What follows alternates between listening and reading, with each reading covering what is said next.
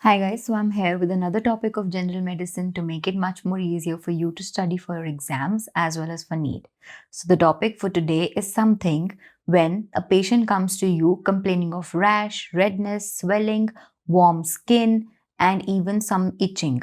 So you diagnose the patient with anaphylactic shock or maybe anaphylaxis. So what is anaphylaxis? How does it happen? When does it happen? And how to treat it? You'll learn all this in this video. So we shall be covering this topic under the following headings of definition, etiology or trigger points, pathophysiology, clinical features, investigations, and finally the management. If you study any topic in this order, it becomes like a story and much easier to remember and memorize. Coming on to the definition, so anaphylaxis is a severe, life-threatening allergic reaction. Allergic reaction means that the patient has been stimulated by some irritant from outside, which requires immediate medical attention. So what happens in an anaphylactic shock is an irritant comes into the body of the patient and that irritant is not liked by the body.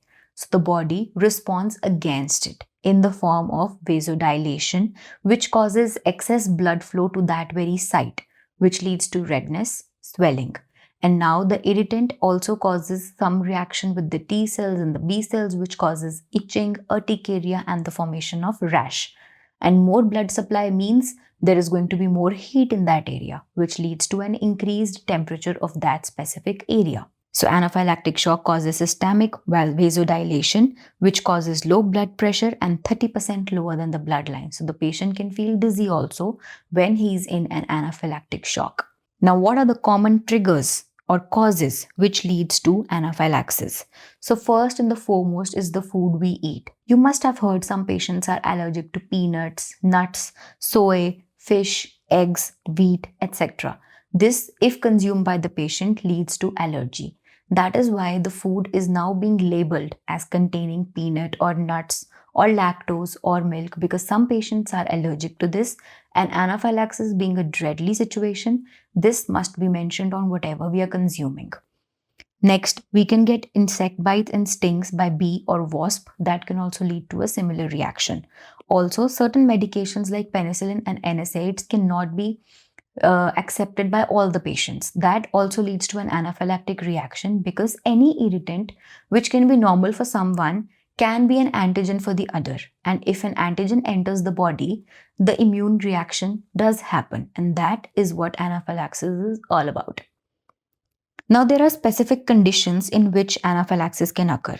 For example, when you have given anesthesia. Now, anesthetic agents like lignocaine, the lignocaine vials, they contain preservatives. That preservative is an irritant.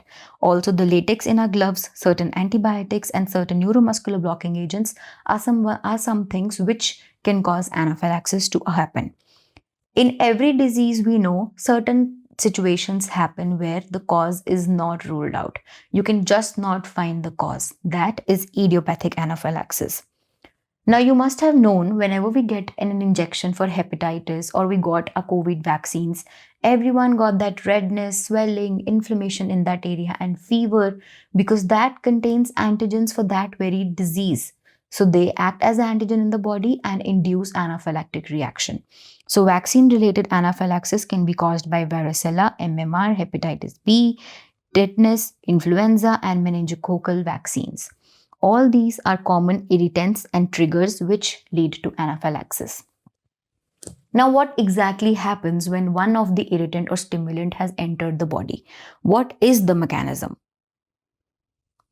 So the mechanism is that whenever an irritant has entered the body, there are two exposures which lead to anaphylaxis. The first exposure suddenly does not lead to anaphylaxis. So what happens is that during the first exposure, when an insect bite has happened, it activates the antigen presenting cells, which are the dendritic cells. These dendritic cells get activated. They present the antigen Two are immunity cells, which is the T cells and the B cells. T lymphocytes and B lymphocytes get activated, pick up this antigen and get the signal to the body that something is wrong. Now B lymphocyte, it activates the immune system and activates IgE immunoglobulin. Now when IgE gets activated, these antibodies, they get attached to basophils and mast cells. Now basophils and mast cells have been given the signal that this antigen is wrong. Whenever this happens again, you must work. I will not work next time. So now, when the second exposure occurs with the same irritant, the basophil and the mast cell and IgE antibodies are all ready. They're like, now you come and we'll tackle you. So IgE antibody gets aggressively attacked and they attack the antigen like anything. They cause redness, swelling, itching, rash. That is actually a protective mechanism of our body against that second exposure of the antigen. So IgE gets activated and it activates the basophils and the mast cells, which burst. Now basophils and mast cells are something which contains cytokines. Cytokines are small chemicals which are contained in the mast cells. When any infection or stimulant present comes, these mast cells, they burst. They degranulate and release all the cytokines into the bloodstream, which leads to the inflammatory response, which is called as anaphylaxis. Now, anaphylaxis has happened. How will you diagnose or differentially diagnose this situation from any other disease? So, what are the clinical features of anaphylaxis? So starting with the clinical features, the first and the foremost clinical feature is angioedema, which is the swelling of the tongues or the face or the lips. Secondly, when an antigen comes, the airway gets constricted because that is an immune response from the body. Due to that, there is bronchospasm and the patient starts to wheeze and cough because he tries to get in more air, but he is not able to because the antigen reaction has led to the bronchospasm in the body, which is causing difficulty in breathing. Next, there can be certain cardiac symptoms like dropping of the blood pressure leading to sudden hypotension. The patient can feel dizzy and he can feel like he is going to fall right now. Then there can be palpitations. The patient can hear his heartbeat and there can be syncope. The patient can just get unconscious. Lastly, there can be some gastrointestinal and urticarial symptoms where there is itching, rash, nausea and cramping. Because when anaphylaxis occurs, the body goes into a shock and emergency situation. Because if the antigen is not responded against, it will take over and the immune system will go down. And going down of immune system means the person will go down. So anaphylaxis is a life-threatening situation which has to be dealt with as soon as possible. So once we know that the patient is having anaphylaxis, we need to perform some investigations and tests so that we can come towards the management part. We get a confirmed diagnosis and then we move towards the treatment. So to confirm the diagnosis, the first and the foremost is to check the serum IgE and the histamine levels. Because in any anaphylactic reaction, the serum IgE and histamine levels will be increased. Serum tryptase level will be increased. The CBC will show you an increased level of the WBCs and the immunity cells. Then if you do the arterial blood gas levels, that will also be increased because the person tries to breathe more and he is not able to.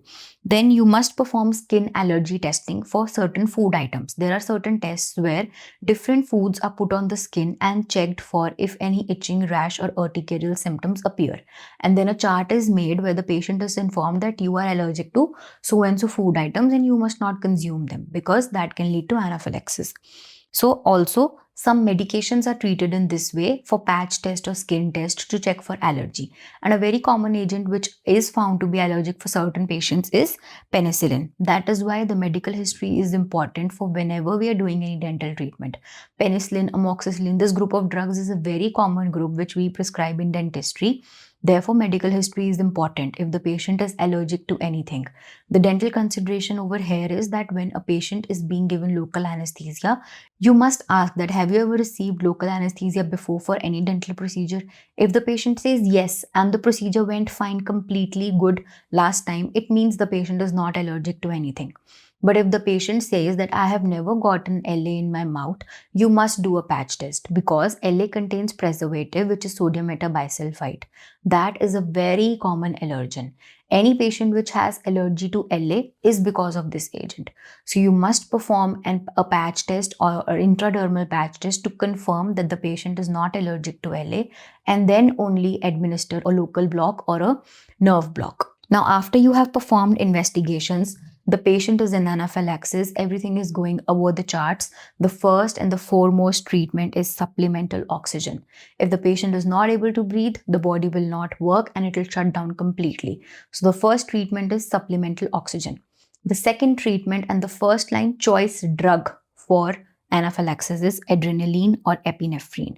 A dose of 0.5 ml of 1 molar adrenaline, that is 1:1000 dilution of adrenaline, which is a very high dose, that is given in case of anaphylaxis. Then you need to give large volumes of intravenous fluids so that the antigen can be nullified and dissolved and the increased reaction of the body can be slowed down. Then you have to do close monitoring for the patient to check the oxygen levels, and if any urticarial rash is increasing or any symptom is increasing, you need to passively raise the leg of the patient so that the blood flow towards the heart increases and toward the extremities decreases, because right now in situation of emergency, the blood flow to vital organs is more important. And lastly, there can be usage of histamines and steroids, but we must not rely on these because the most important treatment here is removal of antigen, oxygen, and epinephrine. These are accessory treatments which can be used in order to avoid further escalation of the situation in case any infection also happens. Then lastly, you can keep the patient under observation for up to 24 hours if you think the patient needs it, because that will ensure complete follow-up of the patient and you can discharge the patient when the shock has passed and the patient is fine.